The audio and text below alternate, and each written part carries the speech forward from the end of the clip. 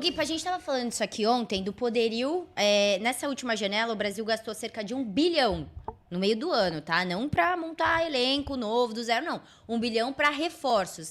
Eu acho que é o maior valor gasto na janela do meio do ano, se eu não me engano, né? A primeira história. É muito dinheiro mesmo. Sim. Tem algumas coisas a ver aí, né, com a relação da nossa moeda, em relação ao cenário sul-americano, mas a gente nota que a SAF tá mudando esse patamar. Tá mudando o patamar. O Cruzeiro e o Botafogo, que são duas SAFs, foram os times que mais gastaram. Mas tem outros times também que gastaram. Por exemplo, o Corinthians Sim. tem a quinta maior folha salarial. A grande questão é, o futebol brasileiro hoje, ele não evolui da maneira como deveria evoluir, porque as contratações vêm de dirigentes amadores.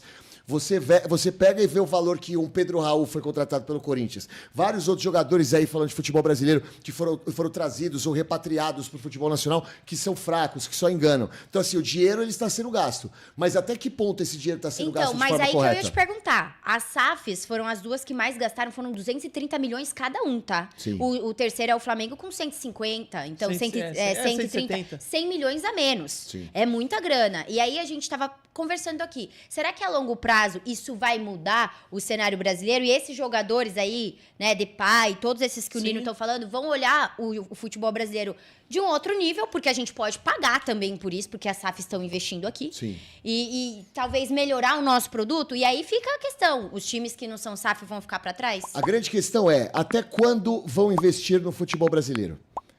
Porque a gente vê John Textor, que para mim é o grande CEO, o grande personagem se tratando de SAF aqui no Botafogo, reclamando do futebol brasileiro, reclamando do calendário, reclamando da ruindade dos árbitros, reclamando do gramado ruim. Você vê, por exemplo, uma 777, que quando estava no Vasco da Gama também falava muito a respeito de não trazer reforços, porque o futebol brasileiro é um futebol abaixo, desorganizado. Você vê um Abel Ferreira reclamando muito também sobre a questão do futebol brasileiro. Então, assim, nesse momento existem SAFs aqui, mas até quando essas SAFs vão permanecer? Será? Aline, é assim, ó, você tem um dinheiro para investir, você tem um dinheiro na mão para investir. Você tá vendo que o futebol brasileiro é uma zona, você vai colocar seu dinheiro ali? Mas uma o zona John de risco Textor, ele é demais. dono do Lyon. Por que ele não tá lá colocando o foco dele 100% no Mas Lyon? então, porque não tá, ele pega tá os mais principais- aqui, Não, mas ele ele pega tá os mais principais aqui no jogadores do Brasil Botafogo. ultimamente Não, mas é do claro. que no Lyon. Não, mas é lógico, ele tá fazendo o início de trabalho aqui no Botafogo. O Lyon, ele já tá no Lyon já faz um certo tempo. Mas o Lyon não tá bem. Mas o Lyon é um time mais consolidado que o Botafogo. O Botafogo é um time Mas que o vive Lyon de um não tá bem no título. Campeonato Mas Francês. Tudo bem, mas aí é muito mais difícil você trazer jogadores fortes para o Lyon, sabendo que o mercado europeu é um mercado que exige contratações grandes, e contratações grandes exigem isso aqui, do que no Botafogo. Você pega, por exemplo, vai fazer uma contratação de peso, se tratando de futebol europeu, você tem que investir muito mais do que se você investir numa contratação de peso no Botafogo. Sim, mas eu ainda acho que é um bom negócio. No Brasil? Se você olha o Cruzeiro, o Ronaldo compra o Cruzeiro falido, dá um jeitinho ali e vende por muito mais. Ele lucrou com o Cruzeiro. Sim. Então, assim, não é como se fosse um mau investimento. A grande- Aqui, se você compra um time que tá desvalorizado e você consegue valorizar ele de novo,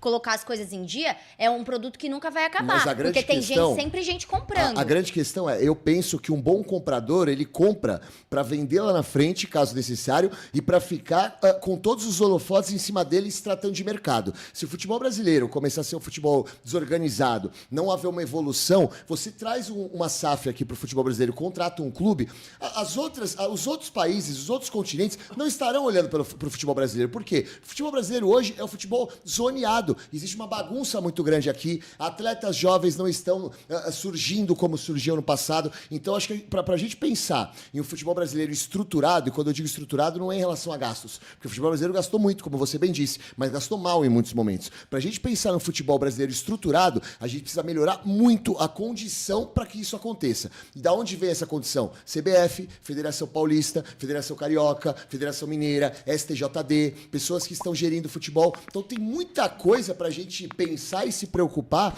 até mais do que essa questão de SAFs vindo, de evolução do futebol. O futebol só vai evoluir quando a gente tratar dos problemas que estão na raiz do nosso futebol. Não adianta meter SAF a rodo aqui e o futebol brasileiro ter gramado ruim, arbitragem ruim, falcatrua atrás de falcatrua, igual no ano que teve lá o cara do Santos lá se envolvido em apostas. Como é que você vai pegar uma empresa séria e vai vir pra cá pra conseguir fazer o trabalho aqui, sendo que, mano, é falcatrua atrás de falcatrua, notícia ruim atrás de notícia ruim, é complicado, Ninão.